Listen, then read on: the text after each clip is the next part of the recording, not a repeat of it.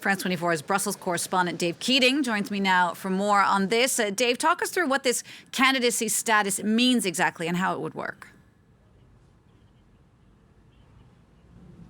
Yeah, as you mentioned, this is just a first step, but it's a really important step. It's essentially the EU saying we can envision Ukraine as being an EU member. But as we know with the case of Turkey, that was granted candidate status more than 2 decades ago, it doesn't always mean that the country will become an EU member. Indeed, now that accession process for Turkey is pretty much dead, and nobody really thinks Turkey's going to be an EU member, probably ever.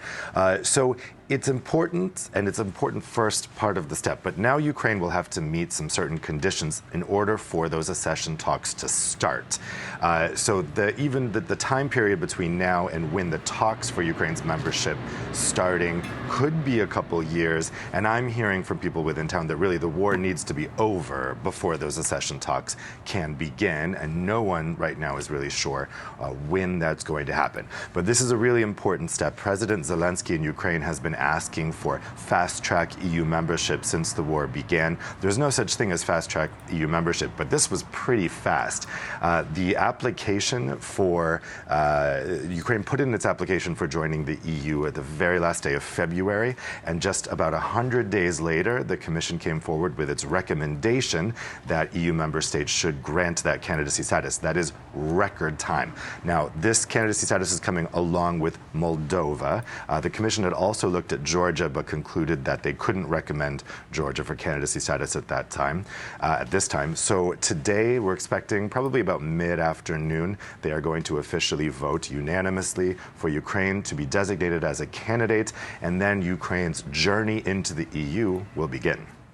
Dave, now, as you said, that move is set to happen a little bit later today at the start of the EU summit. At the moment, though, there is a meeting with Western Balkan leaders from 4 more countries trying to join the EU at the moment. Could their process speed up now that there's so much focus on Ukraine?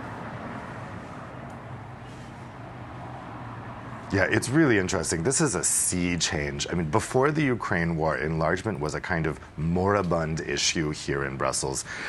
People were a bit disillusioned with some of the effects of the earlier enlargement waves in the 2000s. There were a lot of people who thought that Romania and Bulgaria were let in too quickly. And so while the common refrain here has been that the Western Balkans will eventually join the EU, their destiny is in the EU, people were really wanting to slow it down. And there were several, particularly Western European countries, that were putting every brake possible on their accession. But today, this morning, we're hearing a lot of different language around that. We know that actually the 3 of these candidate countries in the Western Balkans, Serbia, North Macedonia, and Albania, almost didn't come to this pre-summit meeting this morning in protest that North Macedonia's progress has been blocked by Bulgaria.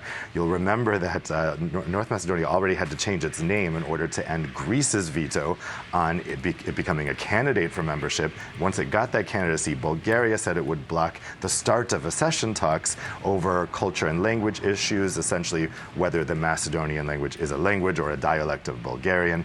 We may have some progress on that this morning. I think at this point it's looking unlikely, but there may be at least some signals that Bulgaria is ready to release that veto. In any event, you can really tell now the energy is back with enlargement, because they couldn't be pushing forward so fast with Ukraine and Moldova and just ignore the Western Balkans.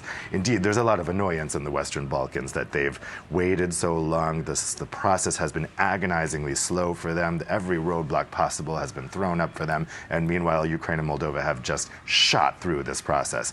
So I think there's a little bit of damage control going on this morning, and some reassurances to the Western Balkans saying, okay, you're not going to be left behind here. Your accession process is also going to be speeded up. At the same time, there's going to be a big discussion now about how the EU itself needs to change if it's going to be welcoming all these new members. And that's also something that we're likely to see in these summit conclusions today, that all of these new memberships are not going to be just conditional on the circumstances in these countries, but it's also going to be conditional on the EU's ability to absorb these new members.